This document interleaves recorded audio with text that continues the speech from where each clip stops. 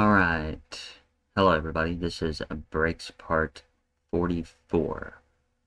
Alright, so I'm gonna go ahead and jump into it, but before I do, the following media is for research purposes, because we're trying to understand Brics, World War III, and this coming global depression. Alright, so we're right here. Russian military and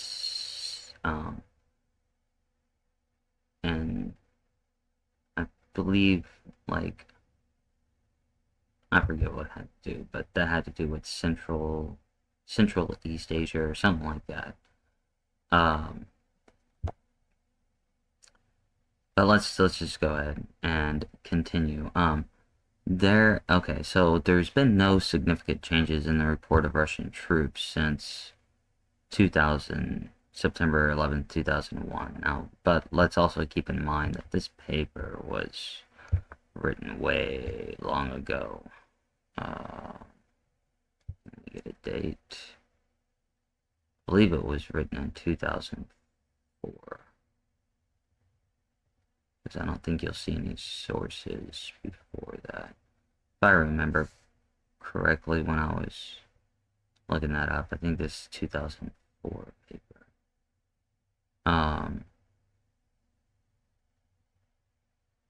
Maybe a little earlier. Okay, but anyways, so in Georgia, there are approximately 2,000 Russian troops for peacekeeping.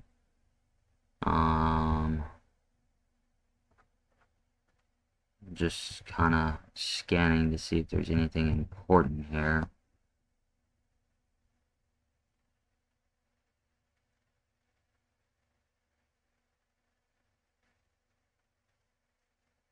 Okay, so there's about 10 to 12,000 in this country, which I probably can't pronounce. Tajikistan, my guess. Okay.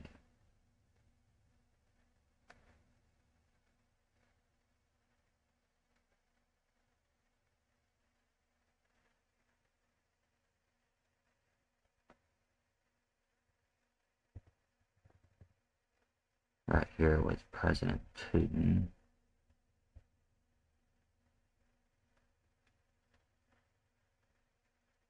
The anti-terrorism centre of NIS under the leadership of Boris worked out a model operation in case of terrorist penetration into any of the countries. So Putin's initiative resulted in establishing the collective forces of quick response with its staff of Bishkek. At present, the number of military personnel is 1,300, one battalion each from Russia, Kazakhstan, Kyrgyzstan, and I can't really pronounce these names. So the potential operations would start from the military airfield in the town of Kant, near Bishkek. Okay.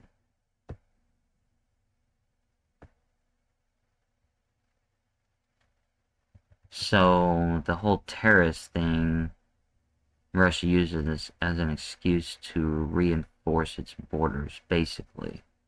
It's what we're getting at.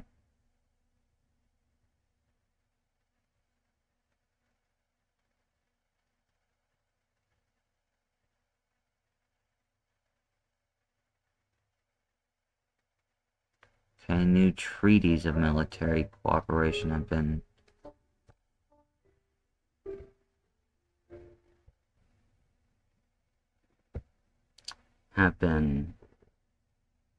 signed between Russia and Armenia. Military advisors and specialists have been sent from Moscow to Armenia. Military training of Russian and Armenian troops took place in August of 2002. Okay.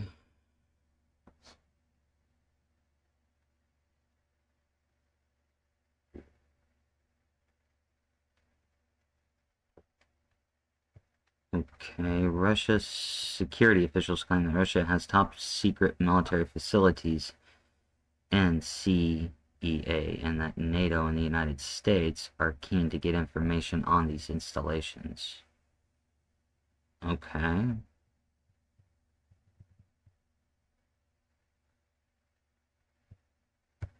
Okay, so the current U.S.-Russian relations in the CEA. Okay, so Putin supported the U.S.-led anti-terrorism campaign.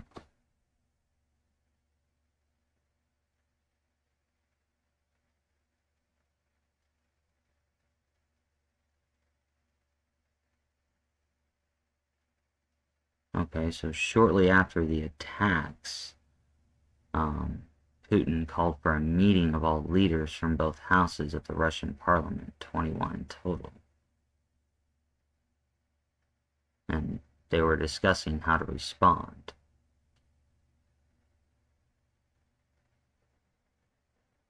And some people wanted to support the Taliban. Oh wait, one of the attendants advocated to support. Two were in favor of unconditional support for anti-terrorism campaign. The other participants were of the opinion that Russia should remain neutral. Thus, Putin's decision to support the United States did not have a broad basis among the Russian political elite.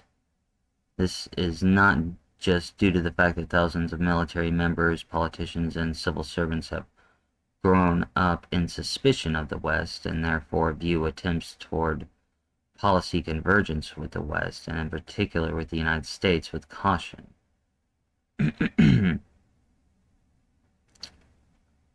Okay.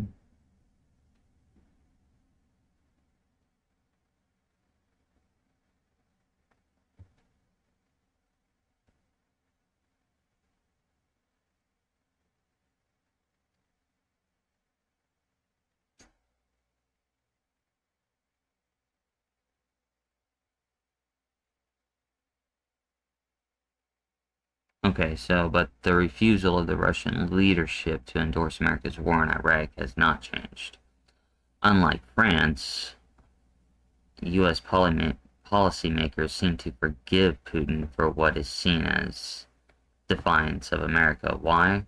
Our speculation is that Russia's position of being in the middle between China, dynamic East Asia, and a divided Western Europe gives it policy alternatives, and that the U.S. is aware of that. Okay, so see, even in the early 2000s, Russia was siding with China here. Okay.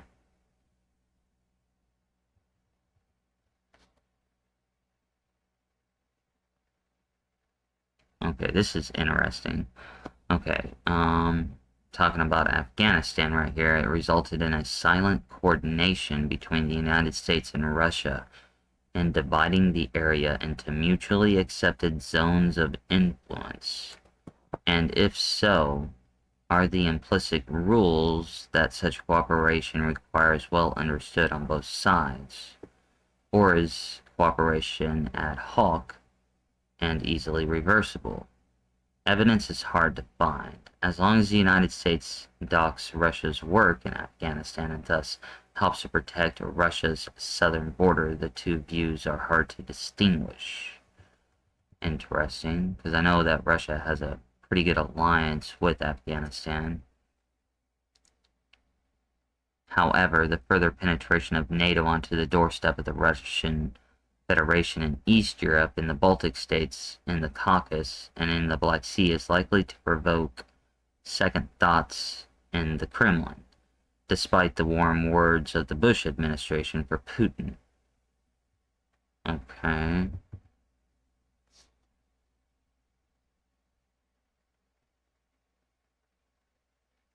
Okay, so the deployment of a missile shield combined with the creation of NATO Rapid Response Force with a global mandate will not convince Russia of America's respect for Russian interest.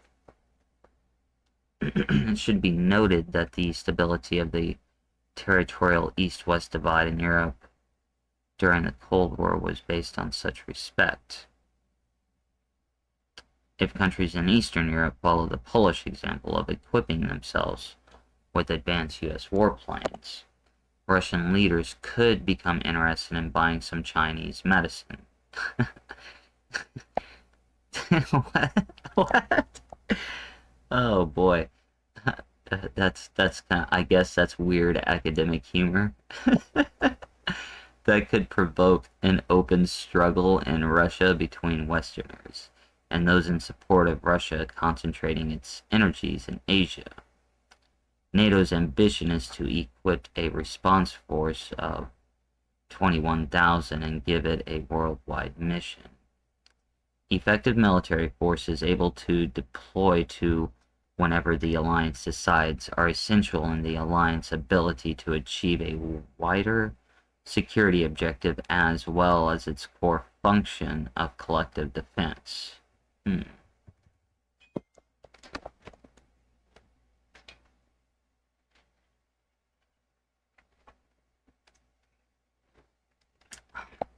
I just gotta read that line again. If countries in Eastern Europe follow the Polish example of equipping themselves with advanced U.S. warplanes, Russian leaders could become interested in buying some Chinese medicine.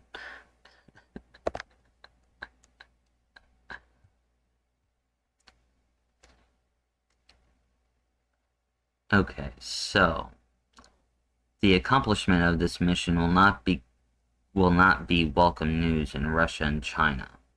Shifting NATO bases from Western Europe to Central and Eastern Europe, in particular the Romanian Black Sea coast, will bring U.S. troop deployment up to Russia's western borders, despite Russia's limited cooperation with NATO. It will not get a voice in the use or threat of use of weapons of mass destruction by the alliance. The loss of Iraq as weapons contractor and more than probable loss of Russia's oil contracts are directly hurting Russia's economic interest. America's threat of war against Iran cuts into Russia's nuclear sector. Putin may find it difficult to explain to his critics at home why the double standard policy, which is so obviously practiced by the United States and its supporters in NATO, is also good for Russia. The U.S. influence over oil price will pit the interest of the largest consumer nation against the interest of Russia as an oil exporter. Okay, that's interesting. The ties between Iraq and Russia here. And how that really cut into Russia. Just not oil, but nuclear and other things, it apparently looks like. For Russia, cooperation with the United States may be a temporary improvisation coming out of a domestic compromise between the short-term objectives of mastering the threat of terror and the long-term objective of reestablishing Russian dominance in CEA. See, we're seeing that right now. And so Russia's goal actually came true.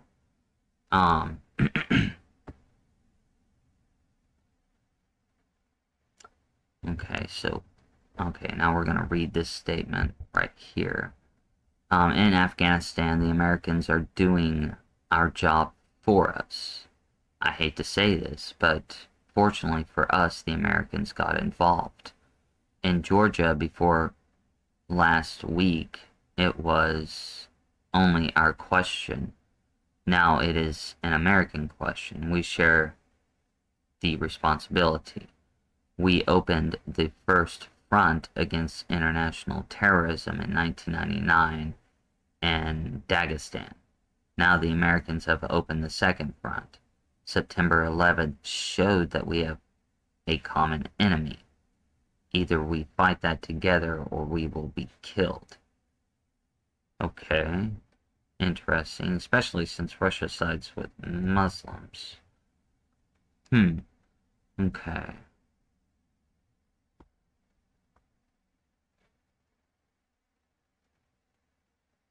Okay, so Russia is reported to have shared intelligence and cooperated with the United States to stabilize a post-Taliban regime in Afghanistan. However, not all interests have such areas of overlap. Okay, so the Russian foreign minister accused the U.S. of waging a propaganda campaign by claiming that Russian companies have sold banned military equipment to Iraq. We are seriously concerned by the attempts of certain circles in the United States to drag Russia into an information war over Iraq by making unfounded accusations that Russian companies supplied some military equipment to Iraq, bypassing the sanctions. He called the war illegitimate and stated that only international inspectors could determine whether Iraq possessed weapons of mass destruction.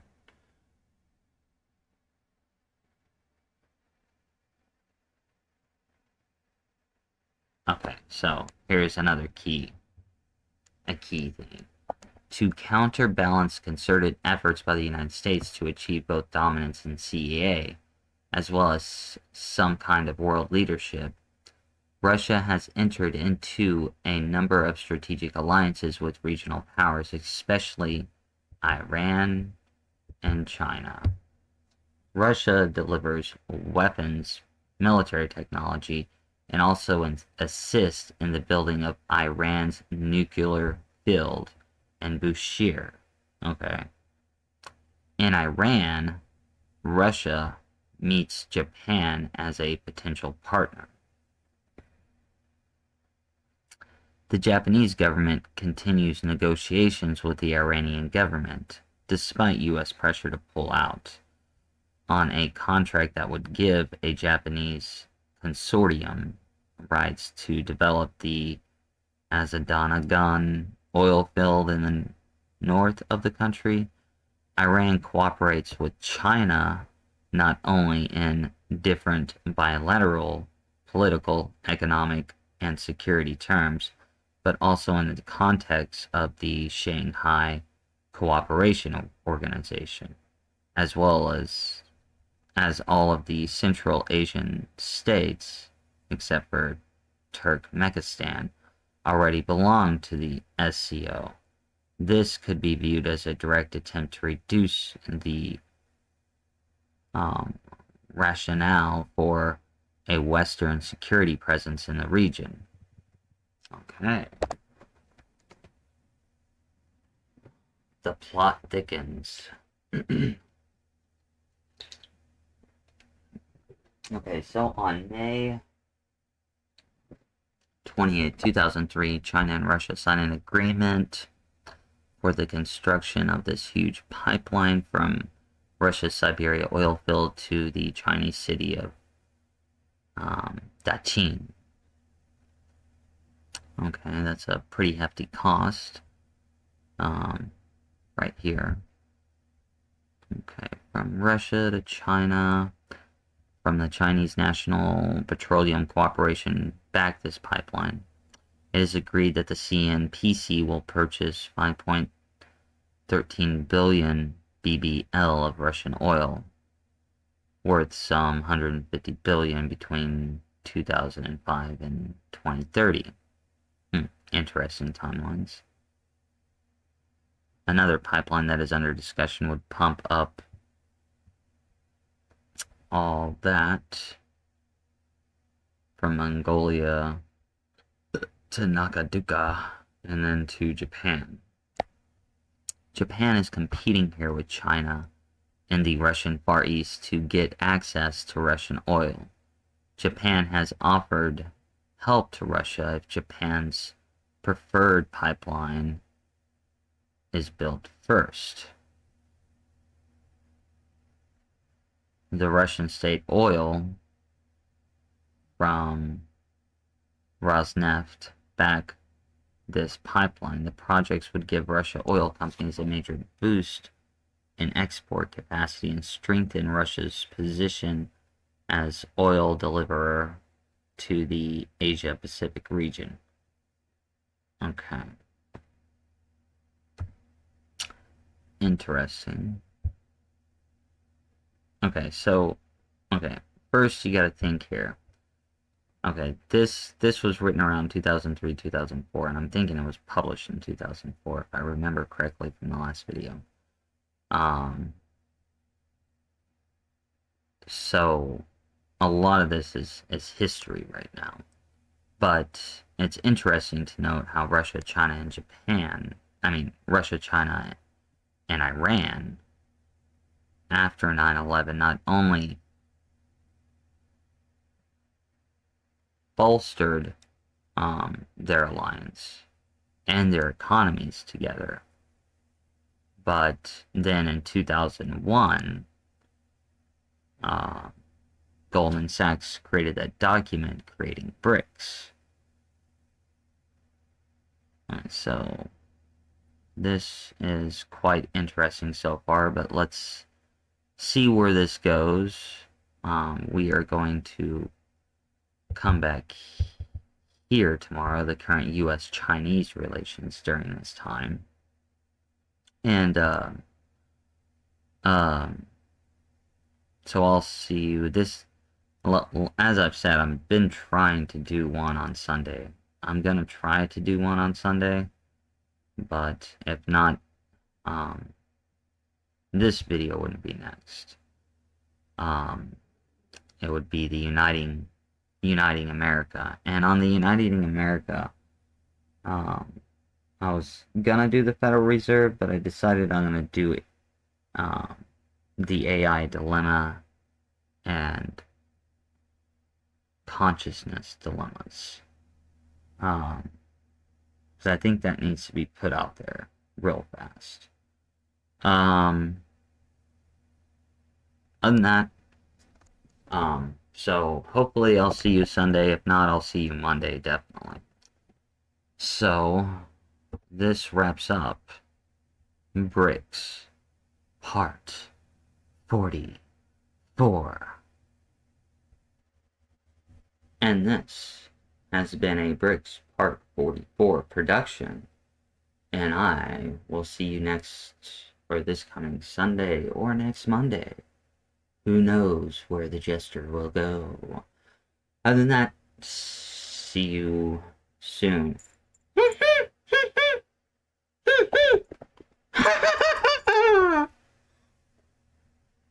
Bye-bye now.